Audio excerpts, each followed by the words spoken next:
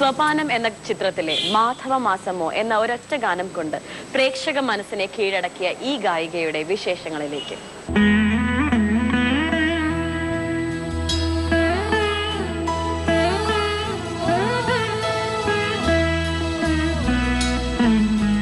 സംഗീത ലോകത്ത് ശ്രദ്ധേയയായ യുവ സാന്നിധ്യം ശ്രീരഞ്ജിനി കോടമ്പള്ളിയാണ് ഇന്ന് നമ്മളോടൊപ്പം ലേഡീസ് ഫസ്റ്റിലുള്ളത്. ശ്രീരഞ്ജിനി, സ്വാഗതം. നമസ്കാരം. എങ്ങനെ പോകുന്നു സംഗീത ജീവിതം? വളരെ നന്നായിട്ട് തന്നെ പോകുന്നു. ധാരാളം കച്ചേരികൾ ചെയ്തു വരുന്നു. ഗുരുക്കന്മാരുടെ എല്ലാവരുടെ അനുഗ്രഹം കൊണ്ട് നന്നായിട്ട് തന്നെ പോയിക്കൊണ്ടിരിക്കുന്നു. കർണാട്ടിക് സംഗീത രംഗത്ത് കുറേയേറെ നാളായിട്ട് വളരെ ശ്രദ്ധേയാണ്. സംഗീത കച്ചേരികൾ സ്ഥിരമായി ചെയ്യുന്നുണ്ട്. സിനിമയിലേക്ക് വന്നത് സോപാനത്തിലൂടെയാണ്. ഒറ്റ പാട്ടുകൊണ്ട് തന്നെ ശ്രദ്ധേയാവുകയും ചെയ്തു.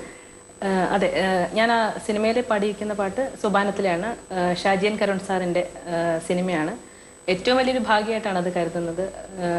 ഷാജിയൻ കരുൺ സാറിനെ പോലെ ഇത്രയൊരു മഹാപ്രതിഭയുടെ സിനിമയിലൂടെ തന്നെ ഈ ഒരു സിനിമാ ഫീൽഡിലേക്ക് കടക്കാൻ സാധിച്ചതിൽ വളരെ സന്തോഷം. പിന്നെ അതിൻ്റെ music direction Sreevalsan J Menon സാറാണ്. ഒരു മഹാപ്രതിഭയായ കർണാട്ടിക് സിംഗറും കൂടെ കമ്പോസറുമായിട്ടുള്ള അദ്ദേഹത്തിൻ്റെ കമ്പോസിംഗ് ആണ്. മാധവ മാസമോ എന്നൊരു പാട്ടാണ് അതിൽ. ആ ഒരു പാട്ട് ഒറ്റ പാട്ടേ പാടിയിട്ടുള്ളൂ എങ്കിൽ പോലും വളരെ ശ്രദ്ധേയാണ്. ഒരുപക്ഷെ പ്രേക്ഷകർക്ക് പാട്ട് നന്നായി അറിയുമായിരിക്കും. ശ്രീരഞ്ജിനി പഠനത്തിന്റെ ഒക്കെ തിരക്കിലായതുകൊണ്ട് അധികം കണ്ടിട്ടില്ല. പക്ഷെ ആ പാട്ടൊന്ന് പാടിക്കൊണ്ട്. തീർച്ചയായിട്ടും അതിലൊരു കാര്യം പറയാനുള്ളത്, ഇന്നത്തെ സംഗീതം എന്ന് പറഞ്ഞാൽ ഒരു സ്പീഡ്, അങ്ങനത്തെ ഒരു സംഗീതത്തിൽ പണ്ടത്തെ ആ ഒരു ക്ലാസിക്കലിന്റെ ഒരു ബേസോട് കൂടിയിട്ടുള്ള ഒരു പാട്ടാണ് മാധവ മാസമോ എന്നുള്ളത്. വളരെയധികം ശാസ്ത്രീയ സംഗീതം, എല്ലാ സംഗീതം ഇഷ്ടപ്പെടുന്ന ആൾക്കാർക്കും വളരെയധികം ഇഷ്ടപ്പെട്ടൊരു പാട്ടാണ്. കുറേ കമന്റ്സ് എല്ലാം ആ പാട്ടിന് കിട്ടിയിട്ടുണ്ടായിരുന്നു യൂട്യൂബിലൊക്കെ. കാരണം പഴയ കാലത്തിലെ ആ പാട്ടിനെ ഓർമ്മിപ്പിക്കുന്ന രീതിയിലുള്ള ഒരു, അത് മാത്രമല്ല വളരെ പ്രശസ്തരായ ചിലരുടെ അഭിനന്ദനങ്ങൾ. അതെ അതെ അതെ അതെ അതെ അതെ ബോംബെ ജയശ്രീ അവരുടെ അഭിനന്ദനമൊക്കെ കിട്ടിയിട്ടുണ്ടായിരുന്നു ആ പാട്ടിൽ. അപ്പോൾ വളരെയധികം സന്തോഷം. നാട്ടക്കുറിച്ച് രാഗത്തിലാണ് ആ ഒരു പാട്ട്. ഞാൻ എൻ്റെ പല്ലവി ഒന്ന് പാടാം. മാധവ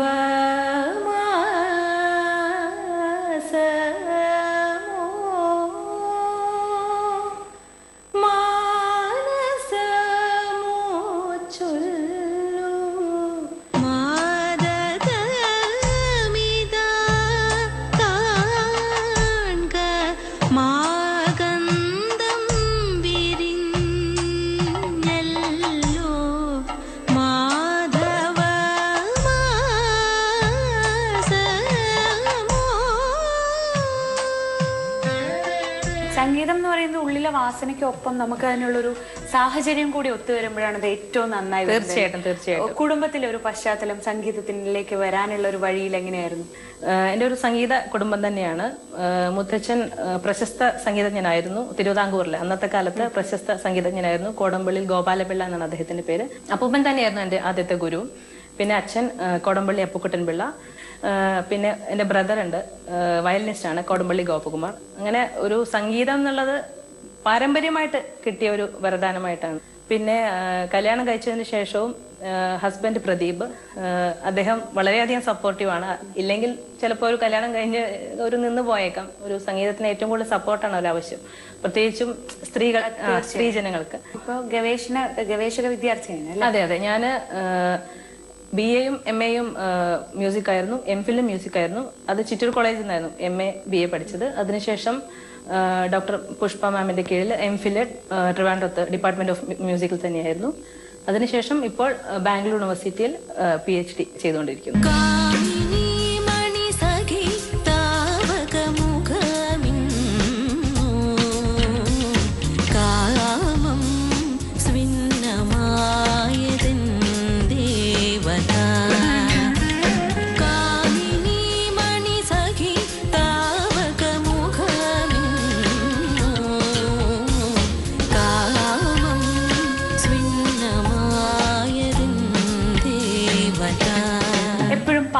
പാടാൻ ഇഷ്ടമുള്ളൊരു പാട്ട്? പാടാൻ ഇഷ്ടമുള്ളൊരു പാട്ട് എന്ന് പറയുമ്പോൾ എനിക്ക് ചിത്ര ചേച്ചി പാടിയ പുലർക്കാല സുന്ദര സ്വപ്നത്തിൽ ആ ഒരു പാട്ട് വളരെ ഇഷ്ടമാണ്. പുലർക്കാല സുന്ദര സ്വപ്നത്തിൽ ഞാനൊരു പൂമ്പാറ്റയായി മാറി. പുലർക്കാല സുന്ദര സ്വപ്നത്തിൽ ഞാനൊരു പൂമ്പാറ്റയായി മാറി. മണ്ണിലും വിണ്ണിലും പൂവിലും പുല്ലിലും വർണ്ണച്ചിറകുമായി പാറി പുലർക്കാല സുന്ദര സ്വപ്നത്തിൽ ഞാനൊരു പൂമ്പാറ്റയായിരുന്നു മാറി. നമ്മുടെ ഒരു പ്രായത്തിൽ നമുക്കൊരു ഇഷ്ടം തോന്നും, അത് കഴിഞ്ഞ് നമുക്ക് താല്പര്യം ഉണ്ടാവും. പക്ഷെ ഒരു സ്റ്റേജിൽ എത്തുമ്പോഴാണ് നമ്മൾ തീരുമാനിക്കുന്നത് ഇതാണ്, ഇതല്ലാതെ മറ്റൊന്നും അല്ല എന്റെ വഴിയും തീരുമാനിക്കുന്നത് ഒരു സ്റ്റേജിൽ എത്തുമ്പോഴാണ്. അതെപ്പോഴായിരുന്നു സംഗീതം തന്നെയാണ് ജീവിതം, സംഗീതം തന്നെയുള്ളൂ വഴി എന്ന് തീരുമാനിച്ചത് എപ്പോഴായിരുന്നു? ഞാൻ പറഞ്ഞല്ലോ സംഗീതം പാരമ്പര്യമായിട്ടാണ്. അപ്പോൾ ചെറുപ്പം തൊട്ട് തന്നെ വീട്ടിൽ കേൾക്കുന്നത്, അച്ഛൻ പഠിപ്പിക്കുന്ന ആയാലും അപ്പൂപ്പന്റെ പാട്ടായാലും ചെറുപ്പം തൊട്ട് തന്നെ വീട്ടിൽ കേൾക്കുന്നത് മുഴുവൻ സംഗീതം മാത്രമാണ്. അപ്പോൾ വേറൊരു ചിന്ത സത്യം പറഞ്ഞാലില്ല. ഒരു പാട്ട് കൂടെ പാടാം. ശ്രീരാമനാമം ജപസാരസാഗരം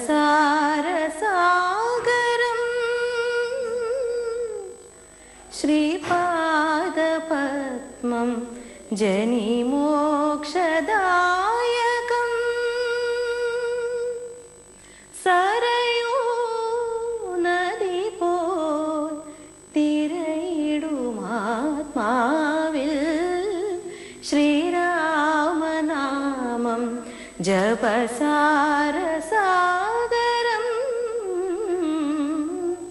ശ്രീപാദപത്മം ജനിമോക്ഷദായകം. ഇപ്പോഴത്തെ കുട്ടികളൊക്കെ ആണെങ്കിൽ ഒരു ഏതെങ്കിലും ഒരു ചാനലിന്റെ റിയാലിറ്റി ഷോയിൽ കയറിയാൽ മതി, അത് കഴിഞ്ഞ് അവർക്ക് അടുത്ത് പെട്ടെന്ന് തന്നെ പാട്ടായി, പ്രശസ്തരായി, യൂട്യൂബിൽ പാട്ടിടുന്നു, അങ്ങനെ പോകുന്നൊരു ഒരു ഗ്രൂപ്പ് ഉണ്ട്. അപ്പോഴാണ് ഈ സംഗീതത്തിന് വേണ്ടി മുഴുവൻ സമയം ഡെഡിക്കേറ്റ് ചെയ്ത് എപ്പോഴും സംഗീതം സംഗീതം ചിന്തിച്ച് പ്രവർത്തിച്ച് നിങ്ങളെ പോലുള്ള വേറൊരു വിഭാഗമുള്ളത്. മറ്റേ വിഭാഗത്തെ നോക്കുമ്പോൾ ചിലപ്പോൾ തോന്നാറുണ്ടോ ആ വഴി എടുത്തിരുന്നെങ്കിൽ പെട്ടെന്ന് പ്രശസ്തയായേക്കാമായിരുന്നു, അങ്ങനെ തോന്നിയിട്ടുണ്ടോ? അത് ഓരോരുത്തരുടെ താല്പര്യം പോലെയാണ്. ഇപ്പം നമുക്ക് ഒരു ക്ലാസിക്കൽ കർണാട്ടിക് മ്യൂസിക്കിനുള്ള താല്പര്യം കൊണ്ട് ഇനിയിപ്പോ നമുക്ക് ഒരു പ്രശസ്തി എന്നുള്ളൊരു ഇത് മാത്രമല്ലല്ലോ, നമുക്കൊരു ആഗ്രഹവും ഒരു താല്പര്യം സംതൃപ്തിയും ഉണ്ട്. അപ്പൊ ഫിലിം മ്യൂസിക്കൽ ശരിയാണ്, അത് ഒരു പാട്ട് പാടുമ്പോഴേ ഹിറ്റായി കഴിഞ്ഞാൽ പ്രശസ്തിയിൽ എത്തിച്ചേരാൻ പറ്റും. പക്ഷെ അതിന്റെ ഒരു വേറൊരു ഭാഗത്ത് വെച്ച് നോക്കുകയാണെങ്കിൽ നമ്മൾ കർണാട്ടിക് മ്യൂസിക്കിനെ ഒരു തപസ്യ പോലെ സാധകം ചെയ്ത അങ്ങനെ ഒരു ലെവലാണ് നമ്മൾ കർണാട്ടിക് മ്യൂസിക്. മറ്റൊരു പക്ഷെ പെട്ടെന്ന് തന്നെ പെട്ടെന്ന് അതെ, ഒരു ബേസ് എപ്പോഴും എല്ലാ കാര്യത്തിലുള്ള നല്ലത് തന്നെയാണ്. ഒരു 100 പേരുടെ പ്രശസ്തിയോ അല്ലെങ്കിൽ ഫേസ്ബുക്കിലെ ലൈക്കിനെക്കാട്ടിലോ 1000 പേരുടെ ലൈക്കിനെക്കാട്ടിലോ ഒക്കെ ഒരു സംഗീതം അറിയാവുന്ന ഒരാൾ പുറത്തു കെട്ടി അഭിനന്ദിച്ചാൽ അത് തന്നെ സംതൃപ്തി. തീർച്ചയായും നമുക്ക് ഒരു അറിയാവുന്ന ആളുടെ മുന്നിൽ പാടി അവര് നമ്മളെ സപ്പോർട്ട്, അവരൊരു അഭിനന്ദനം അറിയിക്കാന്ന് വെച്ചത് എന്താ പറയാ, മറ്റെല്ലാത്തിനേക്കാളും വലിയൊരു കാര്യം തന്നെ. അവർ മനസ്സിലാക്കി നമ്മളെ അഭിനന്ദിക്കുമ്പോൾ ശരിക്കും. എന്താണ് ഇനി ഒരു പാട്ട് അവസാനമായിട്ട് ശ്രീരഞ്ജിനി രാഗത്തിലുള്ള ഒരു കൃതി തന്നെ പാടാം. ഗജവദന കരുണ സദന ഗജവദന കരുണ സദന ശങ്കര ബാല ലംബോധര സുന്ദര ഗജവദന കരുണ സദന ശങ്കര ബാല ലംബോധര സുന്ദര ഗജവദന കരുണ സദന.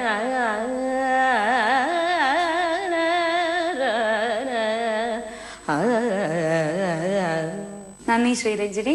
മുന്നോട്ടുള്ള യാത്രയിലും ഇതുപോലെ നേരത്തെ പറഞ്ഞതുപോലെയുള്ള ഒരുപാട് അഭിനന്ദനങ്ങൾ കിട്ടട്ടെ, ഒരുപാട് മുന്നോട്ട് പോകാൻ കഴിയട്ടെ എന്ന് ആശംസിക്കുന്നു. വളരെ